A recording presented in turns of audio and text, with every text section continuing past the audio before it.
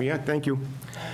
Good evening, ladies and gentlemen, and welcome to the Milford Select Board meeting, May 8, 2023. It is about 6:04 p.m., and we will start, first of all, with a motion to approve the warrant. Mr. Chairman, I make a motion we approve the warrant. I would second that, Mr. Chairman. I make that unanimous. Next order of business is approval of the minutes of April 24th, 2023, regular scheduled meeting. Mr. Chairman, I make a motion we approve the minutes of April 24, 2023, regular session. And I would second that, Mr. Chairman. And we also have two executive sessions to approve, minutes for the April 24th, 2023, and April 27th, 2023. Make a motion we approve the executive session minutes for April 24, 2023. I would second that, Mr. Chairman. Make that unanimous. Thank you Make a very much. motion that we approve the executive session meetings for April 27, 2023. And I would second that as well, Mr. Chairman. And I make that unanimous. Thank you. Public hearings tonight. We have a public hearing for the National Grid and Verizon New England regarding a petition for a pole location. National Grid and Verizon wish to install a JO pole, which is a joint pole on Central Street, and to lay the main laterals, cables, and wires in public ways for the purpose of making connections with poles and buildings for distributing purposes only. We should have a Dana Larson here. He's on. Dana? I can hear you. Thank you, Dana. And good evening to you, and thanks for being part of the meeting. You as well, thank you. Okay, can you explain to us in detail what you want to do? Yeah, we'd like to install new pole 14-5 in a public way, so we could add some new overhead equipment on that pole. Okay. To service the power lines better for the area. Okay. And I noticed, too, on your order, you were going to construct all these poles with sound timber, reasonably straight, and shall be substantially points indicated upon the land marked on Central Street. So everything's going to be in good order then, right? Yep, that is correct. Okay. Any members have any questions or concerns? Dana, is that a single pole, or is it two poles married together? It's going to be a new single pole. Okay. How many double poles do we still have? Oh, probably a lot. Well, then, that answers my That's question. up to, yeah, that's up to Verizon to remove those down with that new contract. All right, we'll have to work with them and you. Just, I know there's times that you get crashes and everything else, and you have to do it, and it takes time to move everybody off of a pole, but it did come to my attention the other day from someone, and I just wanted to raise it. But I thank you. I don't have an issue with this particular matter, but I thank you for your, for being candid. Michael? I don't, Mr. Chairman. Okay. That was the only question I had, was it a double or a single? Sure, thank you. Thank you for answering that, too, Dana. Also, too, this is a public hearing. Abutters are invited to attend and to give any comments or participating in the hearing. Is there anybody from the public for comments, questions, or concerns regarding this matter? I don't have any hands. Nothing? Okay. Therefore, I will entertain a motion to approve the petition for Mass Chairman. Electric to install a JO pole on Central Street and to lay and maintain laterals, cables, and wires in the public way for the purpose of making connections with poles and buildings and distributing purposes only. Mr. Chairman, I make a motion that we approve the presentation from the utility company concerning putting a pole at 170 Central Street to service the public. Good. And I would second that, Mr. And Chairman. make that unanimous. Mr. Larson, thank you very much for your time and for coming and for participating in our meeting. Dana, take care. Take care, Dana. Thanks, Dana. Thanks, Dana. Have a good night. Next on the agenda is scheduled appointments. We do have an application from JHM Beaver Street LLC, doing business at Doubletree Hilton, Beaver Street, for an amendment to their entertainment license and to add entertainment to the outdoor patio to allow acoustic music and trivia. Their current entertainment license is for the lounge area only, and all paperwork is in order according to our town administrator. Also, too, looking at the department heads, that would be, have a pertinent to this application. The building commissioner, it's a CB zone that's allowable use. Occupant load is 176. Building and restrooms are accessible. Town planner is okay, no change of actual use. Tax collector, no outstanding taxes. Town treasurer has no issues. Fire department has no objections. Police chief has no issues. Board of Health has no issues. Is there someone here representing the I don't believe establishment? so. I No? believe this is just going to be a performer Okay. change of the entertainment license to bring it out into that area. Okay. So I would make a motion that we amend the entertainment license and add entertainment to the outdoor patio area, acoustic music, and a trivia night at JHM Beaver Street LLC DBA DoubleTree by Hilton.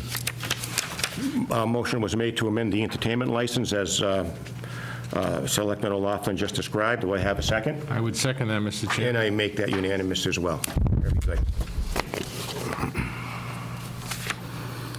Next on the agenda is Town Administrator's report. Did Rick call in from where he is to give his report? I don't believe so, unless Melissa wants to jump in and just give us Wants to one. jump in, he can. Okay. There isn't any there. Any old business? From the 14th green. Yeah. No, Mr. Chairman, None? I do not have any. Okay, Michael? No, I do not, Mr. I do not Chairman. either. Under new business, we have a resignation from the Milford Cultural Council, and it's from Jerry Edens. I believe it's Mr. Visconti sent the letter initially, Mr. Chairman. Okay. Okay, I see it, yeah. This is a letter from Mr. Visconti. Thank you. Dear board members, thank you for your confidence in allowing me to serve on the Milford Cultural Council. I believe I have made positive contributions while serving on the council. Unfortunately, my philosophical and ideological positions generally seem to be moving farther away from those of the other council members. Accordingly, I believe it is in the best interest of the town and council that I move on. Regrettably, to ensure that I do not hamper the great work of the council, that the council does, I feel that I have no other option than to submit my resignation from the Cultural Council effective April 30th, 2023. I leave comfortable in knowing that the current hardworking, dedicated members under the leadership of Ms. Jerry Edens will continue to make Milford's council one of the best in the state. In the meantime, I look for other ways to volunteer my services to the town. Thank you again for your confidence in me. Be healthy, Michael P. Visconti. And then we also received a letter, an email from Jerry Edens. Good morning. Gentlemen, as a follow-up to this communication from Mike Visconti, I request that you accept his resignation. Please know that Mike has been a dedicated member of the Milford Cultural Council since he was first appointed back in February of 2019. He has served on the Public Art Subcommittee since its inception in 2020. It was Mike's idea to install custom game boards on picnic tables at Louisa Lake, which he researched and crafted with the help of artist Patty Solomon, and I'm very sorry to see him move on. Mike's resignation leaves an empty seat. I respectfully request that you postpone filling this position for the time being, which would give us time to announce the vacancy to see if other residents might be interested in completing a talent bank application. At the moment, we are focused on planning the final details for our upcoming multicultural performing arts stage to celebrate Milford on May 20th. We hope to provide you with our recommendation sometime in June. On behalf of the members of the council, I thank you for your continued support of our work in the community. Please reach out with any questions you may have. All the best, Jerry. Jerry Edens, Chair, Milford Cultural Council. If I can just say something too, gentlemen, what I really appreciate was Jerry actually asking us to hold off, and like we discussed, Tom and Mike, before, where we should give time allowed before filling a position, especially an appointed position, some time so the committee or board could announce the vacancy, to have other people, especially the newcomers in town, where they could see it on the website or see it in some sort of social media, so to give them a chance to fill out a talent bank application and have guidance from the committee on how they should fill it out and whatnot, probably about a week or two before we actually fill it. And that's what Jerry, I believe, is trying to do. And I remember Tom was in full agreement with that, and so were you at the time, too, Michael. So any questions or concerns regarding Michael's resignation or anything? Well, I just think, if you listen to what Jerry Edens had when he spoke within her letter, Mike did contribute, and he did make a difference in some things that, for the public, particularly along the trail and other areas of town, with regard to the tables and other situations. I'd like to thank Mike for his service, his willingness to serve, and his service. He's been on that committee, I think, 4 years at this point. So I want to thank Jerry for her support of the members of her committee, but I also want to thank Mike for all that he did for that committee and for the town. Excellent. And I make a motion that we accept his resignation, and we'll await some guidance and information Very good. from the council. Thank you. And I would second that, Mr. Chairman. I will too, and I would like to also thank Mike for his years of service as well.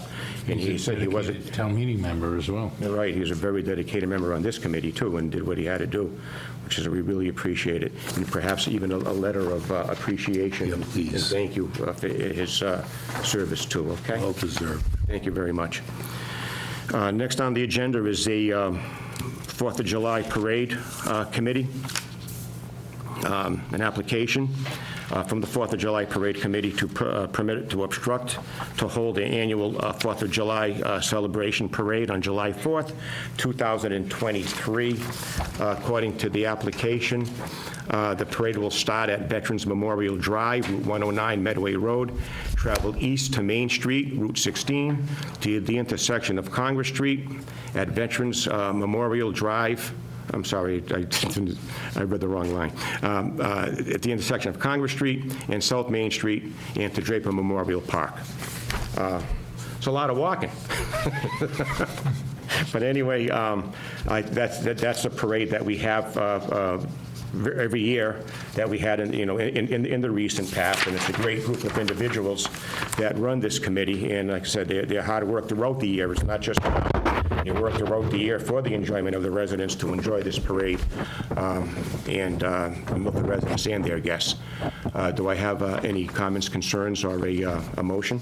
I'm pleased to see that we're doing it. It's another indication that we're finally getting back to everyday life, where people can come out and feel safe and comfortable. But beyond that, it's a great family day, and I think people should attend and show really true deference and love for this country. So I'm pleased they're doing it, and I make a motion that we approve this permit. Michael? Before I second that, Mr. Chairman, I think one of the highlights of the parade as well is the young children that ride their bicycles, that typically come out of the, I believe it's Winter Street by St. Mary's Church and come down Main Street, and the excitement in their face makes it worthwhile. With the ice cream truck. That's right, with the ice cream truck. So I gladly second that, Mr. Chairman. Good, and I make it unanimous. Thanks so much. Next on the agenda would be the item 3. An application for a one-day all-alcoholic beverage license from the Italian Vets American War Club, Post 40, for their Independence Day celebration to be held Sunday, July 2nd, 2023, from 2 p.m. to 10 p.m. We have the application here in front of you.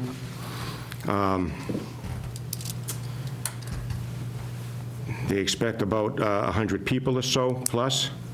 And any comments, concerns, or recommendations? It's usually a nice event. It follows up on the parade.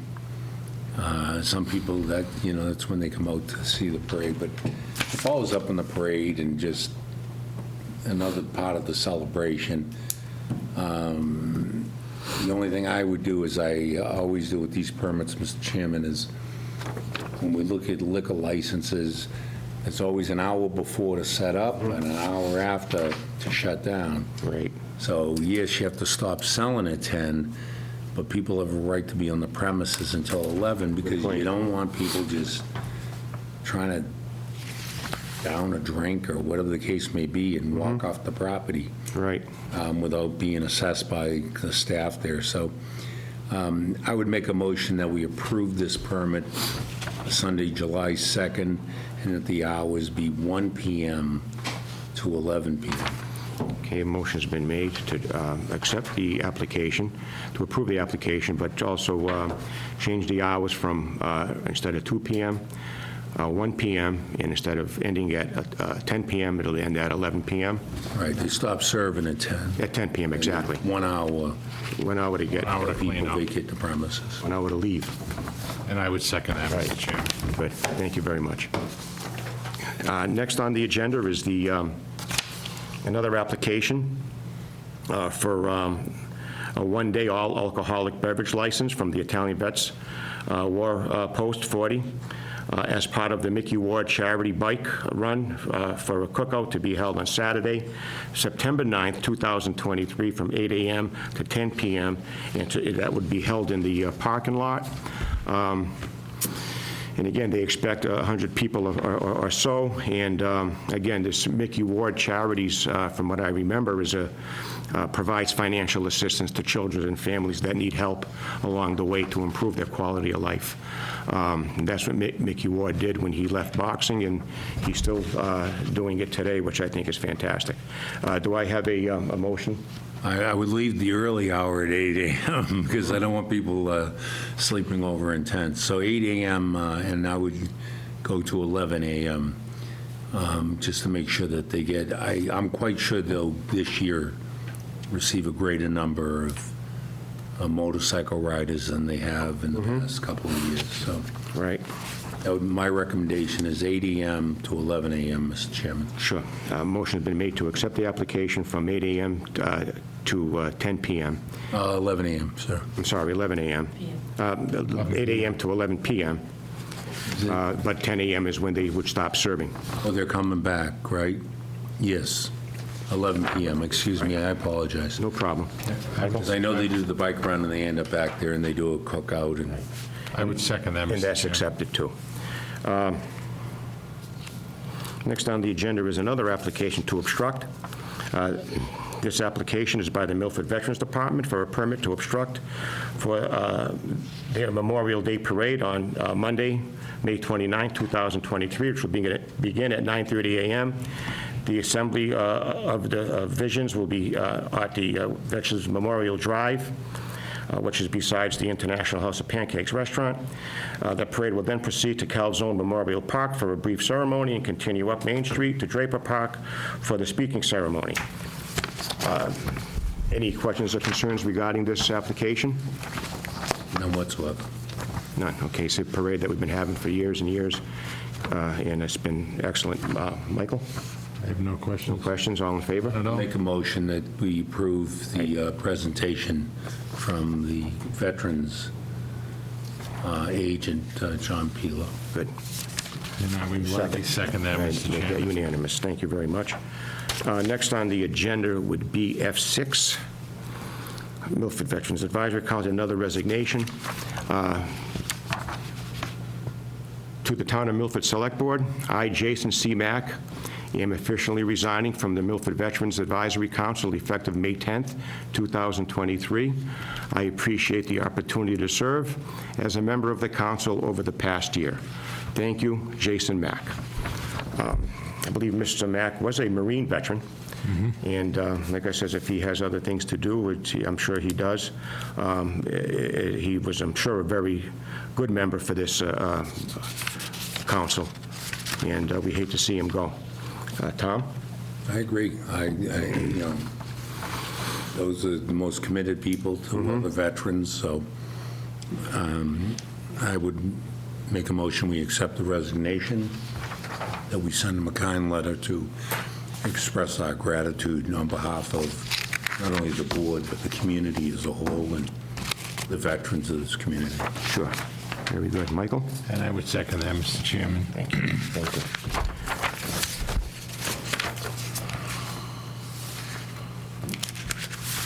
Next on the agenda is the contract award for the consultant for services to the Executive Search Police Committee. And we recommend this contract would go to Public Safety Consultants. Just a brief description, too. We've been meeting since January, since the middle of January, and we felt as though that it was time to get the consultant on, which they have in the past, and most municipalities do as well. What we did is we sent out 7 requests for proposals on March 9th, 2023, and we had the deadline for submittals April 6th, 2023. Out of the 7 that we sent out, we had 3 that we received, which was BadgeQuest out of Plymouth, Mass., Municipal Resources out of Plymouth, New Hampshire, and Public Safety Consultants out of Boxborough, Massachusetts. We felt, as you know, we all know selecting a police chief is one of the most important decisions a municipality can make, and we feel as though that we had each consultant firm give us a presentation. After the presentation, we had a question and answer session, and then from there, we discussed what how they did or how we felt as though they would be the right fit. Each one lasted about an hour. Each firm lasted about an hour, and we felt as though that the best fit for us would be public safety consultants.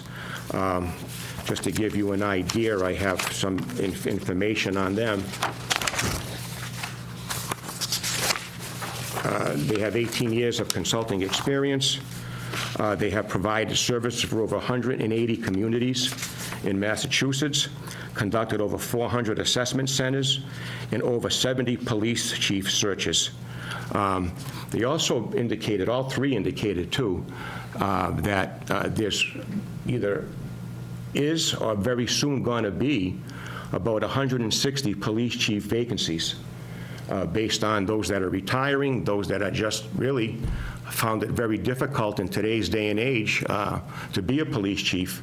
So that's a lot. I mean, what do we have? 365 towns in this Commonwealth, and over 160 are going to, you know, they're either vacant or they're going to soon be with retirement and moving on. So that's a lot. And so, like I said, this consultant is going to be a very important part of our selection process.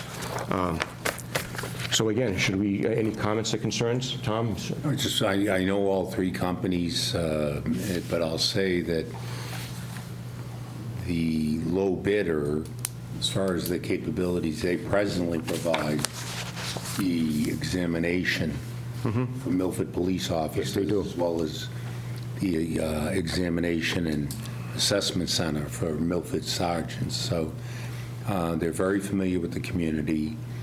Just BadgeQuest. BadgeQuest has done work for this community. I know they were the consultant back when I came here in 2002. So you ended up with 3 very, very capable firms, and they happen to be the low bidder, which doesn't mean that they're the least quality, because each one of them are truly qualified. They really are. They really were. Just for the public's knowledge, BadgeQuest, their quote was $19,896. Municipal Resources out of Plymouth, New Hampshire was $22,500, and Public Safety Consultants was $15,000 even. Michael? Thank you, Mr. Chairman. I'd like to just make clear for the general public, because one of the things that I've been getting on the street is why isn't the Board of Selectmen the appointing authority for the new police chief? And I want to be clear that we are. The consulting company will bring to us the name of, I believe it's 3 qualified candidates. Between 3 to 3 to 5, 5. right? And Yep. then, as in the past, we will, interview the 3 to 5 finalists, and we will, as a board, make the appointment of the new police chief in this community. So ultimately, I just want to be clear that the Board of Selectmen will be the appointing authority from the recommendation of the consulting company, which will bring us 3 to 5 names. Right, as well as the committee. And Paul is the chairman of the police chief search committee. Right. In other words, what they'll do is they'll do all the interviews and whatnot. They have a whole process for that. From there, they'll, whatever, let's say hypothetically, there's 15 applicants. They'll probably cut that down to 10, and then cut that down to 5, where we would interview as the committee. And then we would recommend either, 3 or 5 to the select board without no recommendation either. We're not going to say number 1, number 2, number 3. This is for us to, for you and us to decide like that. So, like I said, I listened to all 3. They were good, very good as a matter of fact. But this public safety consultants just seem to have that something extra. They are all police chiefs, and they have done. I just read the stats on them. They have done so much in regards to consulting and helping municipalities pick the right fit for their municipality. Thank you. A motion to accept the application. Motion to accept the bid from Public Safety Consultants, LLC, from Boxford, Massachusetts, for $15,000. And I would second that, Mr. Chairman. And I'll make that unanimous. Thank you. Next on the agenda is a gift acceptance form from to the skate park from the Milford Firefighters Association in the amount of $250. Do I have a motion to accept? I make a motion to accept. And I would second that, Mr. Chairman. I'll make that unanimous. Thank the firefighters. Thank you. Last on the agenda is, Invitation to speak, excuse me. oh, I'm sorry, I didn't see the thing here. Okay. Next on the agenda is an invitation to speak.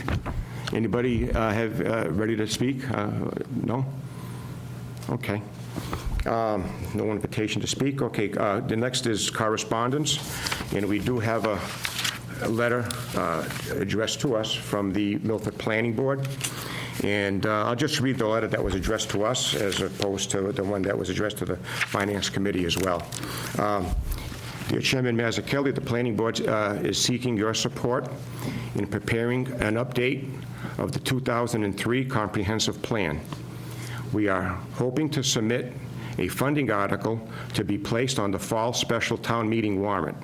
We have been working with the Metropolitan Area Planning Council, MAPC, planning staff to finalize a scope of work to prepare a 2024 Milford Comprehensive Plan.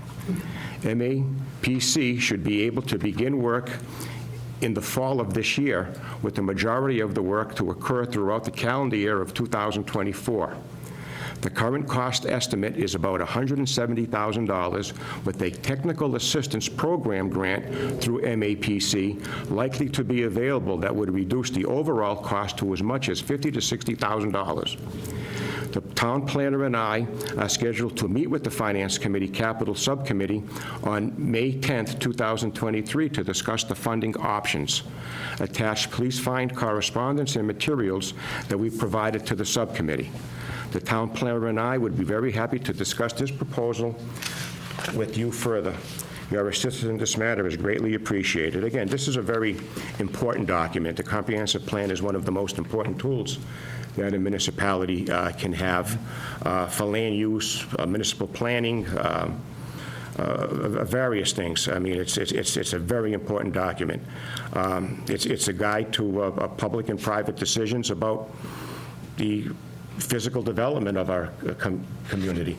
So like I said, it's very important. What I would like to do, too, is ask the planning board and the town planner to give us an update as this proceeds and go on, so we could, either add to it or give us, some sort of guidance as well, so that way we're not just seeing something after it's all done. we could at least, have some input in it as well. Okay, I don't think this needs a vote, it's just a mayor or less to let us know. It's just correspondence. The only thing I have, too, I don't know if, for correspondence, again, I was with Brian and Mike over the weekend at the town park regarding the water garden and the infiltration system that was put in by our physical work was put in by our town highway department and our parks department with the help of the Charles River Watershed Association. And an individual from the Charles River Water Association who was also a Newton City Councilor who was also on the board with our, at the time, our Congressman Jake was also on that board as well, and she still keeps in touch with him. And she would just mention, and something for us to think about, where there are some funds available that she feels as though that would be available to us with the Archer Rubber property, where it's been going on for a few years now, and it's really a blight. And there's also a distinct possibility of hazardous material problems there as well. But if we could look into it, in fact, Michael, you were mentioning to me that there was, at one time, they wanted to give us, the owners of the property wanted to give us that, but we felt as though we were a little apprehensive because of the contamination, or the possible contamination. So I was thinking if maybe we could just look into the matter and look into any grants or available funds for us to improve that area, especially if we take ownership of it. Just an idea. Yeah, I have no problem if we conduct an investigation and evaluation to see exactly what's there before we take ownership. Oh, absolutely, yeah. Because you can get all the grant money in the world, and you're never going to hit the number that you need to really take care of a piece of property. So, as we know with other properties, so I would say proceed with caution.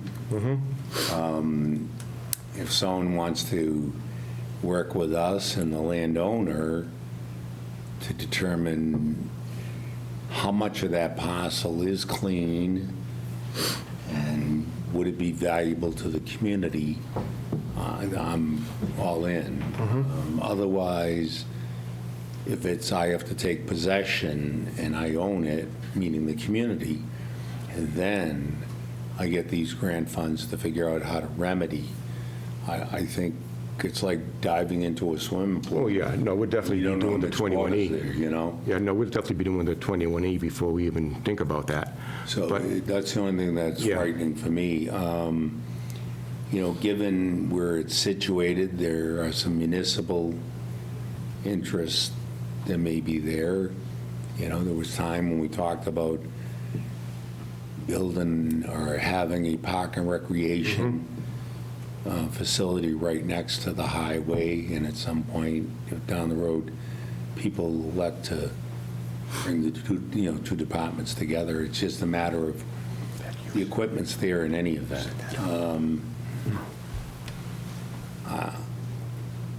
I only say, how you request those funds and what your end means are, your end game, can really put you in a position that. Yeah, I think, again, like you just mentioned, Tom, we should just at least get the ball rolling on that. Absolutely. Just I'm to all see for if it's possible, and if it's doable, and if it's affordable for us, too. Because like you said, it'll be a great idea.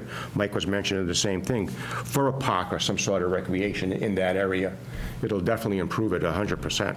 Yeah, I think what's interesting, Mr. Chairman, is that she being Emily, I'm sorry about that, the director of, I believe it's Charles River Watershed, made reference to the congressman has, openly said to her, please, bring me projects that, need to be looked into.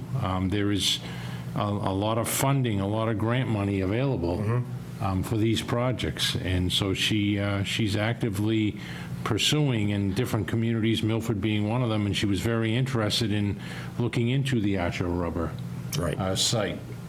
So I think, I agree. I think we should move forward and having it looked at and find out if there's a viable use for that property, because right now it's an eyesore. I mean, my only concern is, a promise is a promise, and something on paper is different. And it matters what's on the paper that you end up signing as to what your responsibilities are and what their responsibilities are.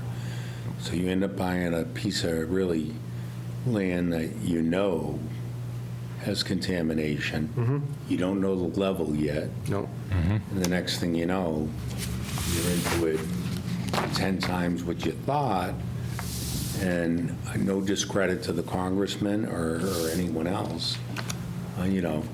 Political promises are just that, political promises. That's what's there today. Next thing you know, you get notice it's not there tomorrow. And that's my only thing. I'm in favor of it. I'd love to see that property developed. Let's take a peek. I'd love to see it fixed up, whether you put a highway garage across from the town garage and then build soccer fields, whatever you do. I'm in favor of redeveloping that land because you're right, it's an eyesore.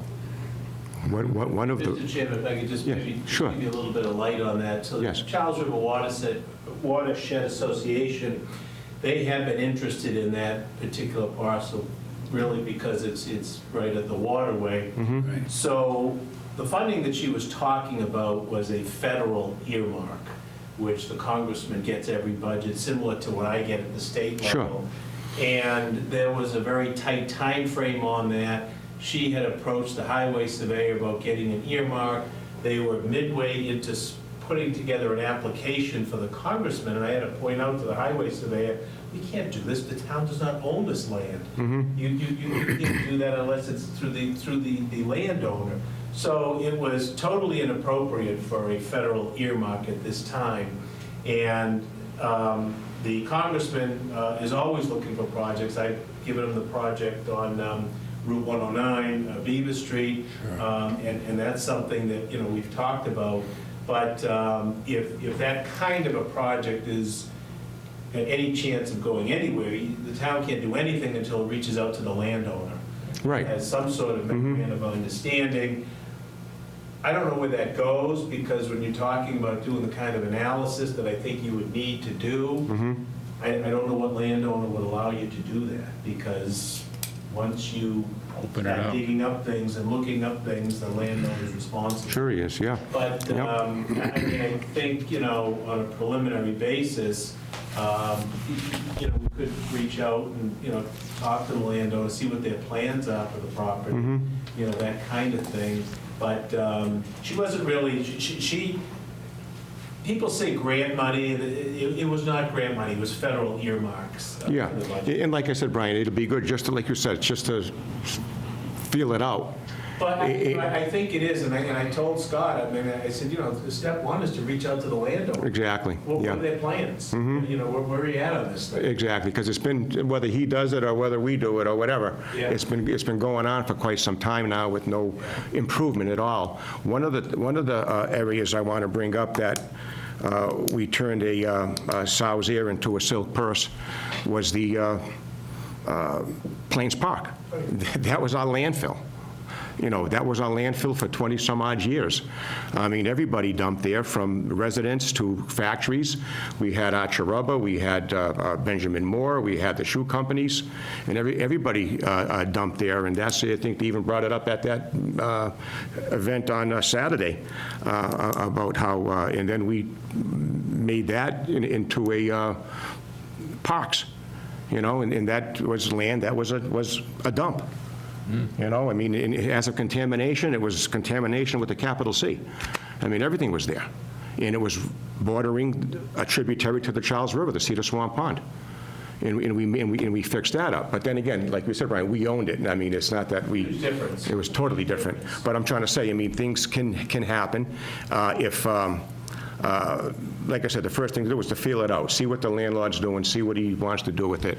And if it shouldn't go on that much longer, because like I said, it is an eyesore, and the longer that contamination's there, the more damage it could do as well.